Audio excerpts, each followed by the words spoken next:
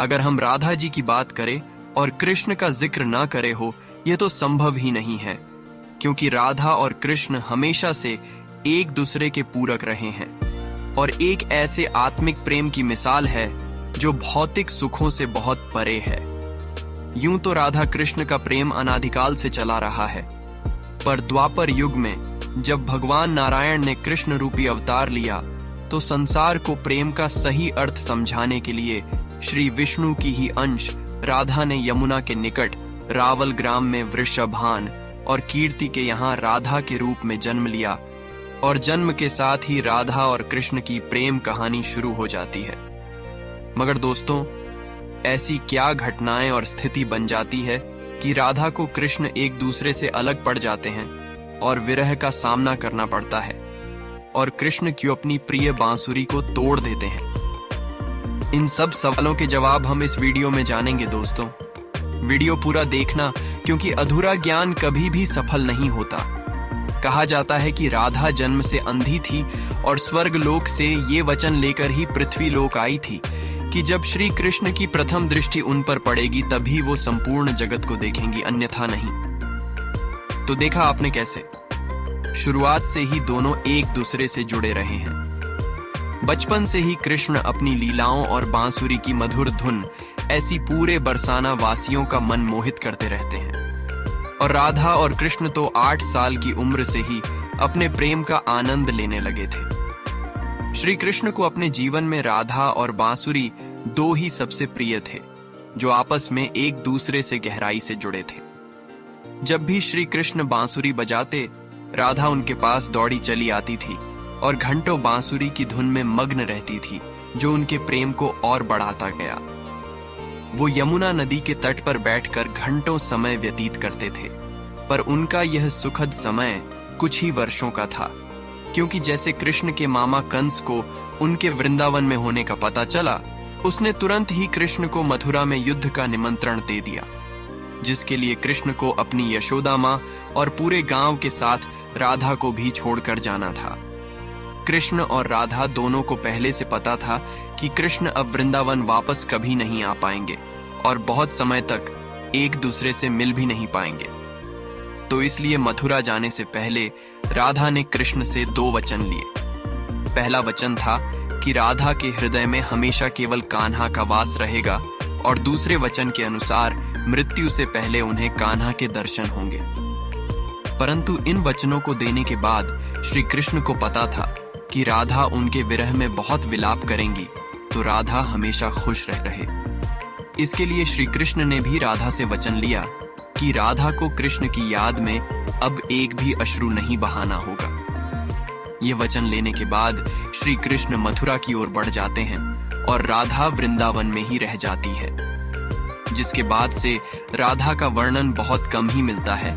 इसके बाद कृष्ण ने मथुरा जाकर कंस का वध किया और अपने माता देवकी और पिता वासुदेव को मुक्त कराया, और फिर उन्होंने मथुरा से आगे बढ़कर प्रजा की रक्षा के लिए द्वारका नगरी की स्थापना की, जिसके बाद से उन्हें द्वारकाधीश कहा गया।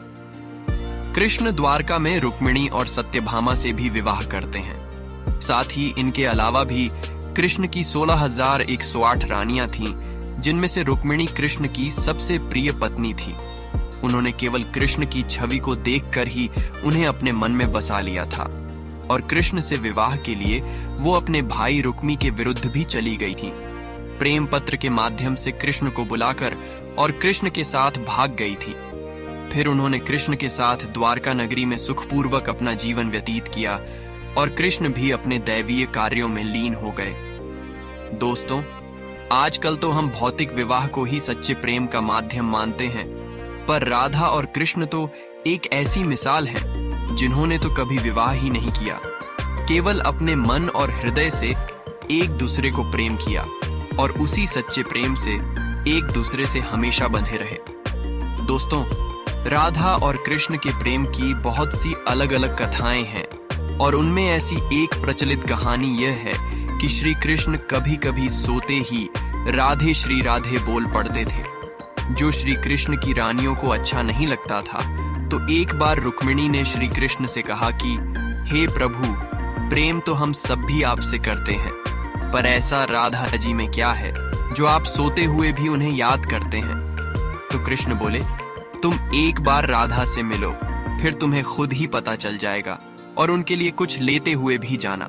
जिसके बाद रुक्मिणी राधा जी के लिए बहुत गर्म दूध ले जाती है और राधा के महल के द्वार पर पहुंचती है, जहां वो तेज और ओजवान स्त्री को खड़ा देखते हैं। तो उनसे पूछती है कि क्या आप ही राधा हो? तो वो कहती है, नहीं, मैं राधा नहीं, उनकी सेविका हूं। राधा रानी तो 7 द्वार के अंदर मिलेंगी। तो रुक्मिणी जी धीरे धीरे करके ऐसे सभी द्वारों को पार करती जाती है। दोस्तों, जब वो राधा रानी के कक्ष में पहुंचती है तो उन्हें पता चलता है कि राधा कई रातों से कृष्ण नाम जपते हुए जागती रही है और अभी ही उन्हें निद्रा आई है। रुक्मिणी राधा की सखियों से कृष्ण द्वारा मिलने के लिए कहने के बारे में बताती है, तो उतने में ही राधा उठ जाती है और कहती है कि कृष्ण ने आज मुझसे मिलने के लिए किसी को भेजा है। रुक्मिणी आश्चर्यचकित हो जाती है। सिर्फ कृष्ण जी का नाम लेने से राधा जागृत हो गए और उन्हीं के बारे में पूछने लगी। इतना ही नहीं, जब राधा को पता चला कि कृष्ण ने उनके लिए प्रसाद भेजा है, तो वो बिना कुछ सोचे रुक्मिणी से वो गर्म दूध लेकर पी जाती है, जिसे देखकर रुक्मिणी हैरान रह जाती है।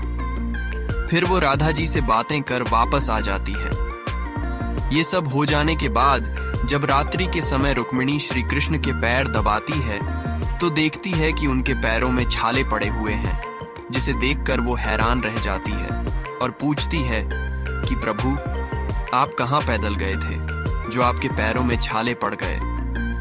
तो श्री कृष्ण बोले, आपने गलती से राधा जी को गर्म दूध पिलाया था, जो राधा एक ही बार में पी गई थी, जिससे उनके हृदय में छाले पड़ गए हैं, और उनके हृदय में हमेशा मेरे चरण कमल विराजमान रहते हैं, जिससे मेरे पैरों में भी छाले पड़ गए।